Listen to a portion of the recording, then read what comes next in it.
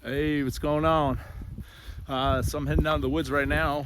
I got my great grandfather's reflector oven. I've never used it before. It's like a family heirloom. It's really just four like aluminum cafeteria trays, but they just fit up, and then you can. I got some bolts, and you fit it into an oven. You set it next to a fire. Got some veggies and stuff. I'm gonna roast up and make some little sliders. So I'm gonna head down to camp. See if this thing works, man. I bet if it works, it's gonna be the greatest thing ever, because you could slow roast, you could do like baby back ribs in that thing. You could turn it into a smoker. You could do all kinds of stuff.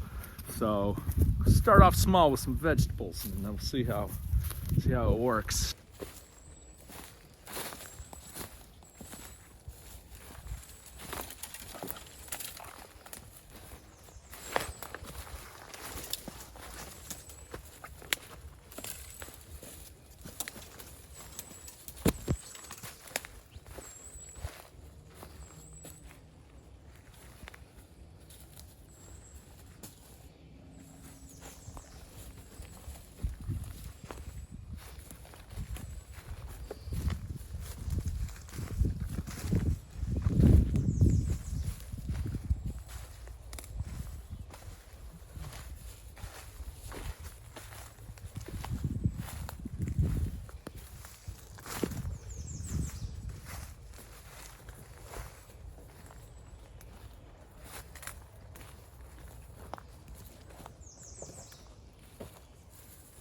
All right, I'm good.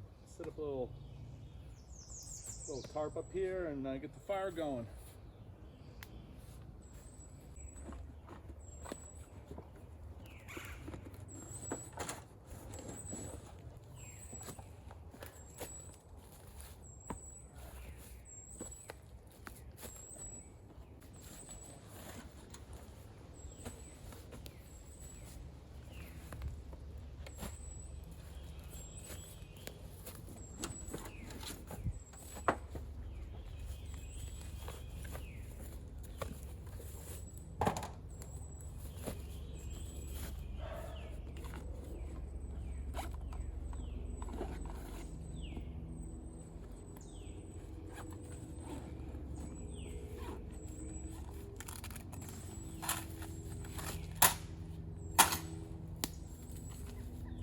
All right, cool.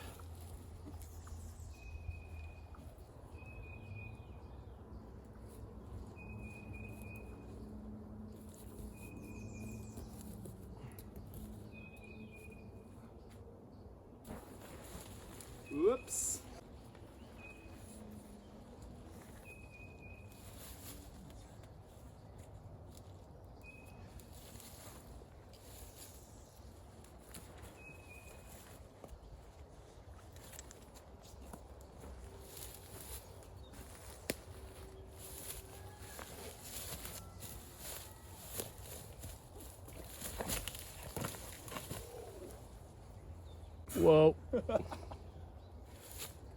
The dangers. Let me just tie it off to the spice bush here. Make my life easier. Look at that. That's a nice little tie off. Try not to die in this corner.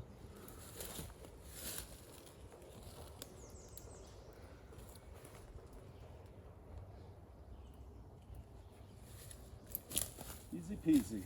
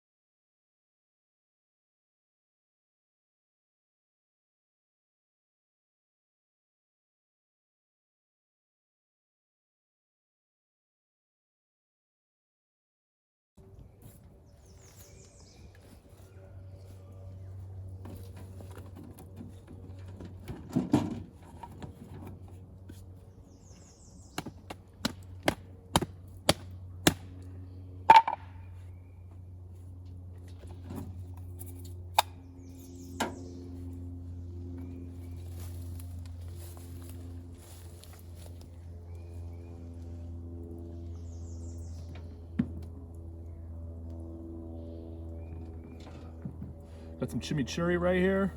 A little olive oil. This is like a lemon basil salt. It's good for veggies, really good. Got a little white pepper in there.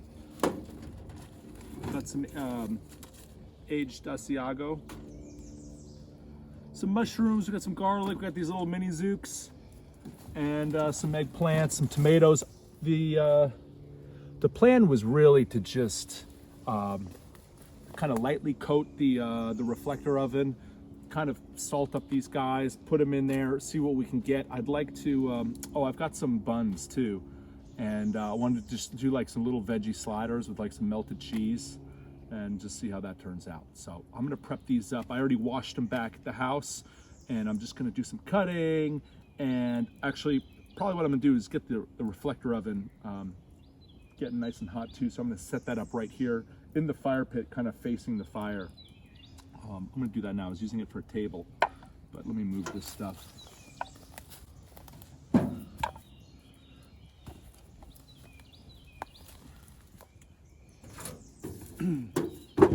So, it's upside down. So this is it, right? It weighs nothing. It's 5 pieces of cafeteria tray, basically, that have basically some holes figured out so that you could put it together like this. And you put it next to the fire, the heat reflects, and it will make a nice oven. I have a couple of modifications that I wanted to do, changing this out for like a grate. I think that would be really nice, especially for doing meats and stuff like that. But for today, I'm just gonna clean this off and oil it up, and I think that'll be fine. And we'll sort of break it in gently here with some vegetables and see how it goes.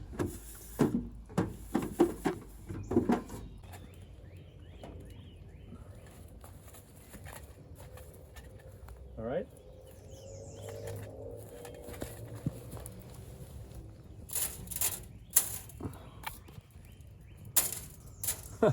It's like the easiest oven. Just throw shit in it. This is why I cook outside, you know? It's just make too much of a mess if I'm indoors. All right, I'm gonna put these guys in here. Get them off to the side.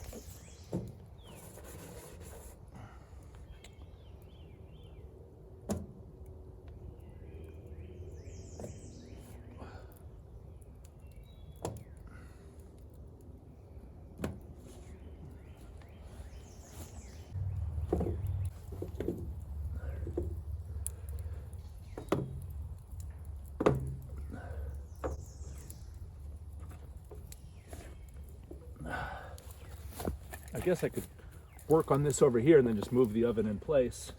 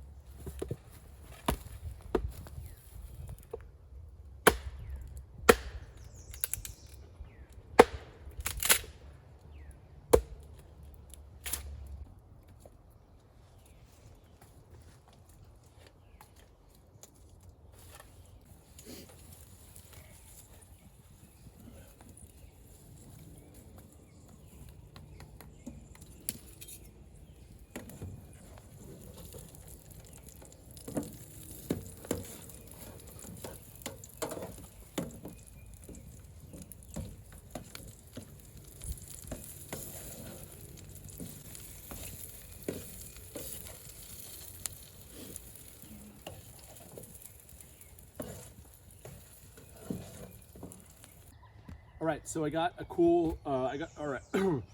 Ah! All right. All right, so I got some dope gear that I brought out here today to do this little quick camp. First things, the DD tarp. This is a 10 by 15. Yeah, you know, it's usually bigger. Most people take the 10 by 10, which is really nice because you can do like a diamond over your hammock. It's like just the perfect size. When you got the rectangle, it's always awkward what to do with the rectangle. But I like it because I like to do a lot of camp cooking. And so I kind of always do like what I call like an old prospector tent, just set up like a fly like this next to the fire. So if it starts raining, you always got a place to work, and a lot of the heat from the fire kind of comes in. And you saw like you could throw this thing up in 2 seconds with one nice ridge line that I got going across here, and then these little 3 little prusset knots that I set up just to cinch the edges out. That helps with setting up quickly, taking down quickly, etc. So the tarp is dope. I usually do a little tripod kind of thing here where I can throw my packs just to keep them off the ground. Like whenever possible, it's nice to not work on the ground. We did this camp real quick, so like, yeah, there's a lot of stuff on the ground, but generally, if I can, build stuff up, even fires if I can, so that you're not always hunching down and like kicking dirt in them and everything. So got the tripod, got a dope pack. I can keep gear off the ground. Then I got this thing has been super sick. This is a Bone Valley bucksaw, and I don't know, you saw how I unpacked it, but the thing doesn't weigh much, and this thing processes wood like crazy. The most important thing, it processes dead wood, which is what you want when you're making fire. So like, you know, I used to always be carrying out like a Cranfur's, Brooks little, you know, small forest axe, or like today I've got here my, this is my carpenter's axe, which is nice for just, I don't know, doing some, you know, carpentry. Wilderness carpentry is what I'm doing here. But those are good for cutting down green stuff if you need to make spits or stuff like that. But when you're processing firewood, you can't cut through hard, dead wood with an axe very well. But what you can do is blast through it with a bucksaw. And I'm telling you, this is probably the best thing I've been carrying out lately. This one's Bone Valley, but there's like Ray Mears, there's a bunch of different kinds, and you can find really dope old ones, and you can find some videos online where people make their own fairly easily. You really just need to find a blade and a piece of string. So there's that. Okay, so for camp cooking, you saw I've got right here the reflector oven. We're gonna try it out. I'm new to reflector ovens, but so far it weighs next to nothing. It gives you 5 pieces of like aluminum trays, lunch trays that you could use for all kinds of things. You could use those just to cook on, like just throw it on the fire and just like, you know, use it like a pan. You could use them as cutting boards. You can use them as little tray tables to keep things off the ground. So far, I love just having that thing with me. Really nice. Next, I'm always like bringing out little stuff. I'm telling you, this makes all the difference when you get out there and you're trying to cook stuff. Some tongs. You can get really long ones, which are really nice. I couldn't find my long ones today, so I got the really, really short ones, but don't matter. And then it's just like little whatever, okay? This stuff weighs nothing. You can shove it in the corner. It's really cheap, so you lose it, etc. Really cool. Then, the best thing I got. The best thing. New knife right here. Well, not that new, but pretty new for me. This is the second to last knife I've got. And there's a dope story about this knife. So, I've been reading Horace Kephart, and I wanted to get a Kephart bushcrafting knife. And I was even looking them up on YouTube. I was looking them up on YouTube. I was looking them up on eBay. And then I went down to Mexico City, and my brother-in-law was like, yo, I got a gift for you, dude, I thought you would like. And I'm like, dude, he gives me this knife. It's a Kephart style bushcraft knife made by Essee, and it is badass. First of all, it's the exact knife I wanted, so I love it already. But it's actually not what I envisioned as the one I was gonna get. I was thinking like the old school wood with some brass pins. Essee, this is the first knife I've had of theirs. I watched some stuff, I watched reviews on their stuff, so I know pretty much the company, but I never had one in my hand, and this thing is badass. So, I don't know if you can see, it's not very wide, it's not very heavy, but it's not nothing. It's like the perfect grip. You just feel like you just, like you got a sick grip on it. It just fits the hand perfectly. It's got that nice blade, which is what I wanted. It's got the sharpened spine. I don't know what the steel is. I got to look that up. Does it say it on here? Doesn't say it on here. I don't know if it's like an '01 tool steel or something. Don't matter right now. I'll figure that out. But